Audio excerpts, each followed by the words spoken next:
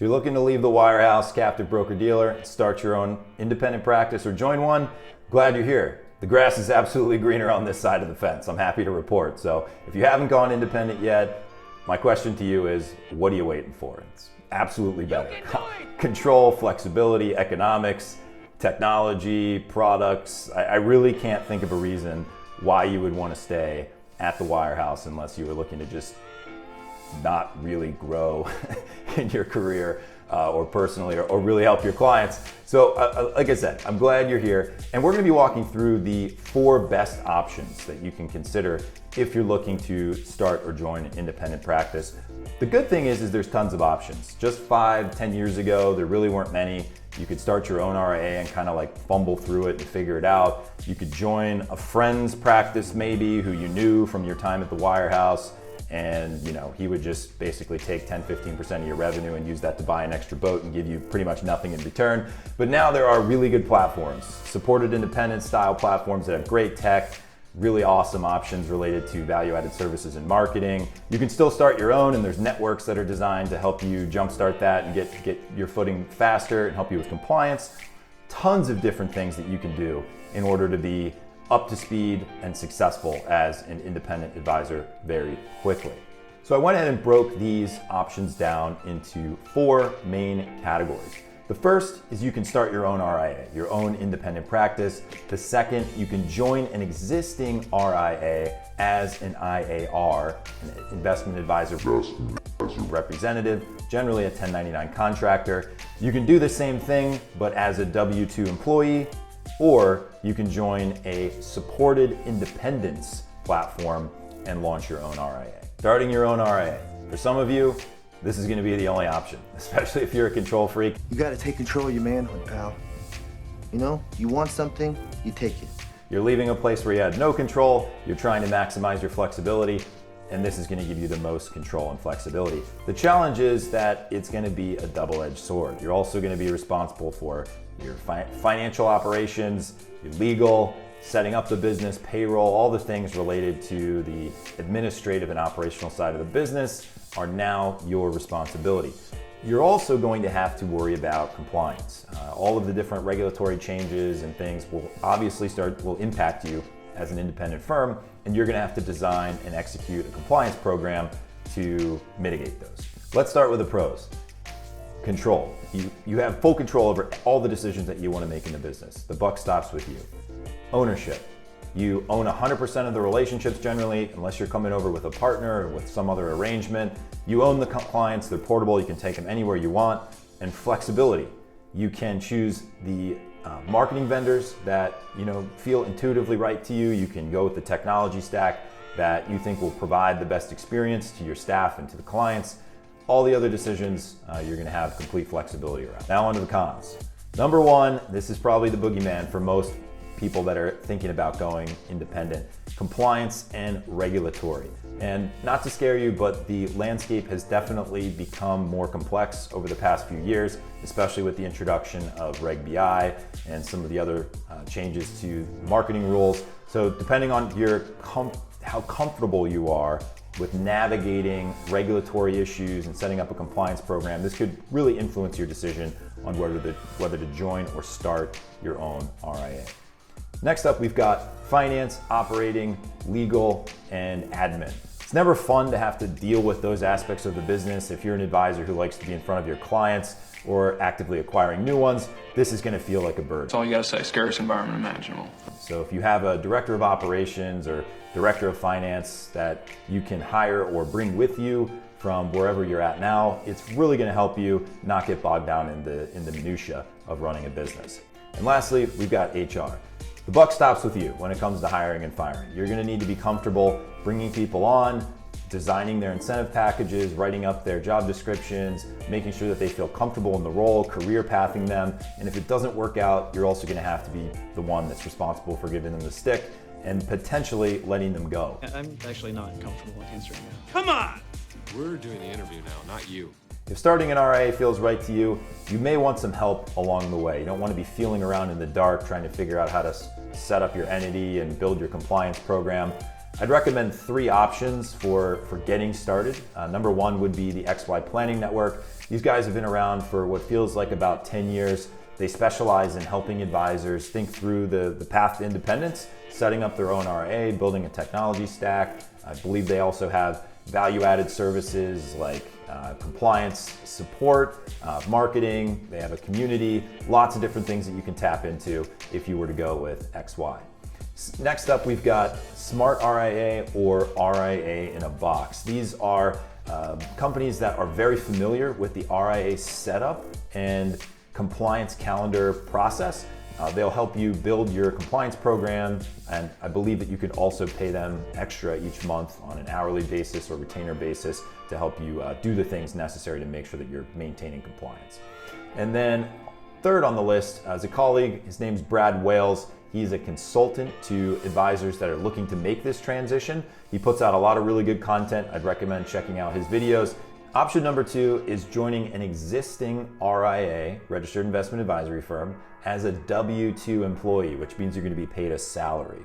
Now, the reason that you would go this direction is usually related to your employment contract. If you have really strict non-competes or non-solicits, My boots tied tight.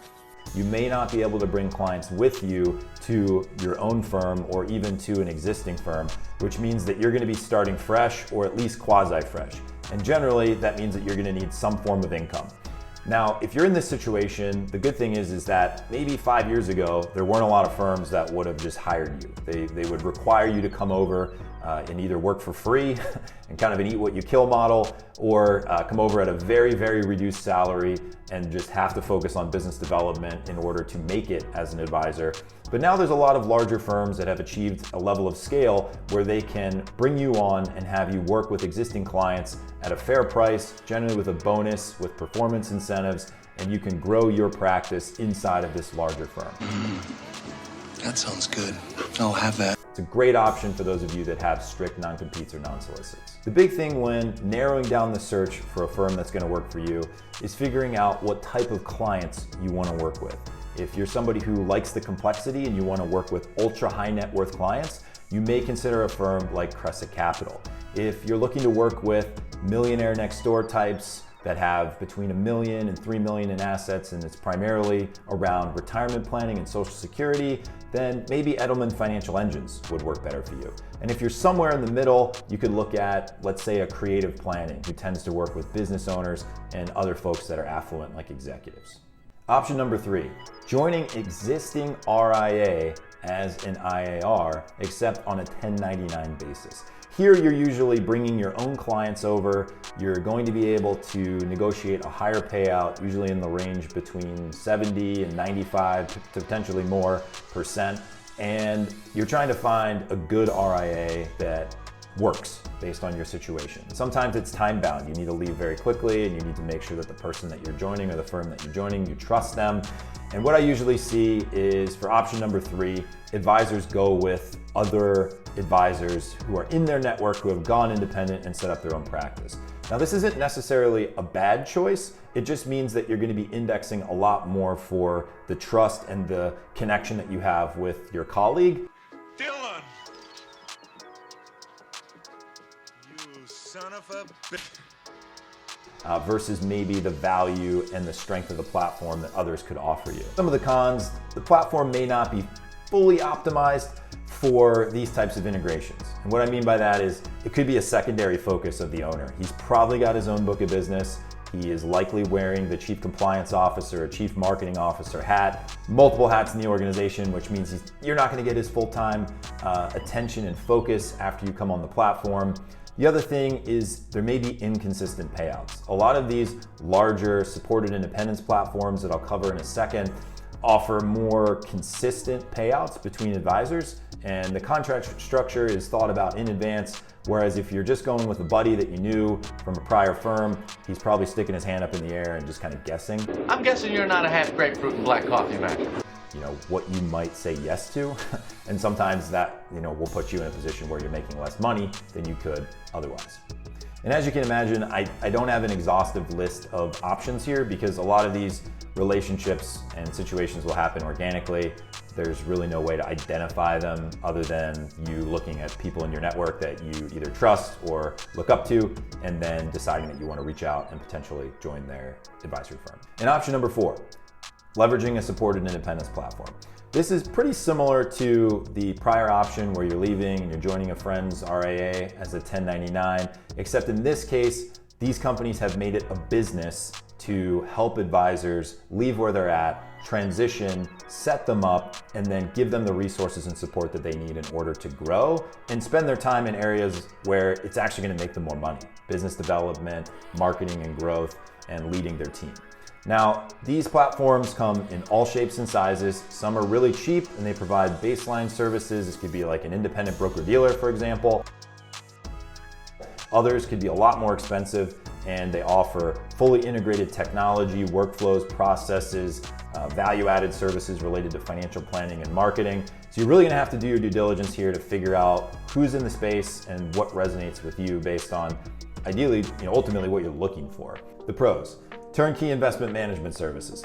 These platforms will usually offer model portfolios or rep as PM environment where you can build and structure your own portfolios for clients depending on your investment philosophy. And you could either hire them to do it, pay them a fee, or you can do it and access the technology. It's going to allow you to fast track a very modern and competitive investment offering for your clients.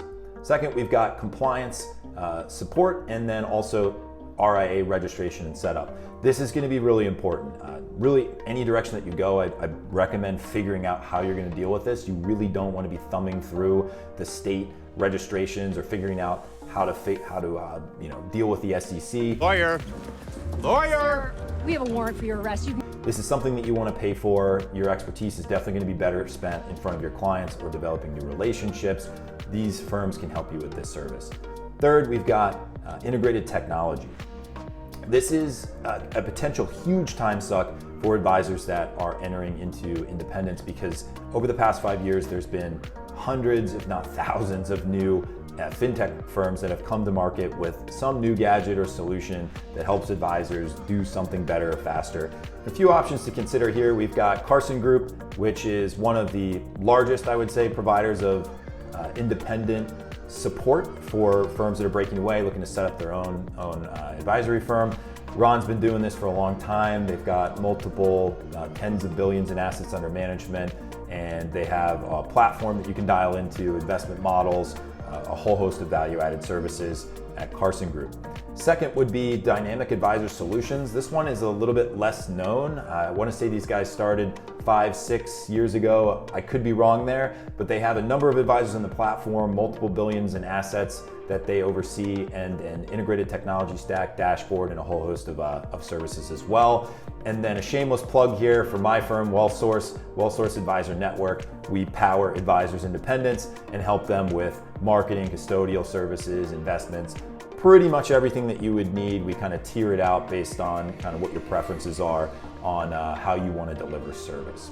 But before you do any of this, you're going to want to make sure that you have your contract reviewed by a qualified attorney. I can't tell you the number of times where I've talked to advisors who are looking to go independent and they start to download data Big mistake.